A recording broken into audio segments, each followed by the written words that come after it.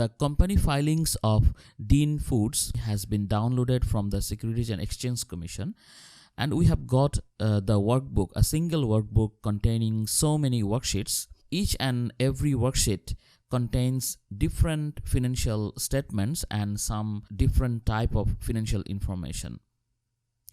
For our analysis purpose, we do not need all the worksheets. We will copy only the needed financial statements in a separate workbook. So let me open a new Excel workbook. In the new workbook, let us create 3 separate worksheets. One for the balance sheet. So I prefer to give a short name. I'm giving the name BS. Another worksheet for the income statement. So let me rename it as IS, representing income statement. And the third one is for cash flow statement. So let me rename it at CF. Now, from the original workbook that contains the company filings, let us copy the worksheet containing the balance sheets by pressing Ctrl C, and then let me go to the BS worksheet, select the worksheet, and then press Ctrl B for pasting the already copied balance sheet from the original workbook.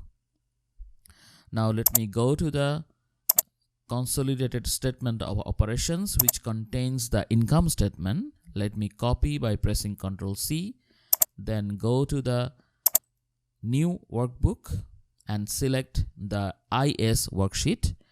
Select the full worksheet, then either press the paste button or Ctrl V so that we can get it here. Now again, go back to the original workbook where we have got the full company filings, and find the worksheet where we have the consolidated statement of cash flows.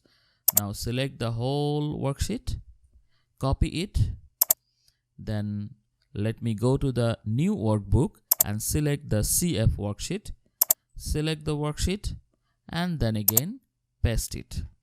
So we have got our file ready where we will do our next analysis, next financial statement analysis.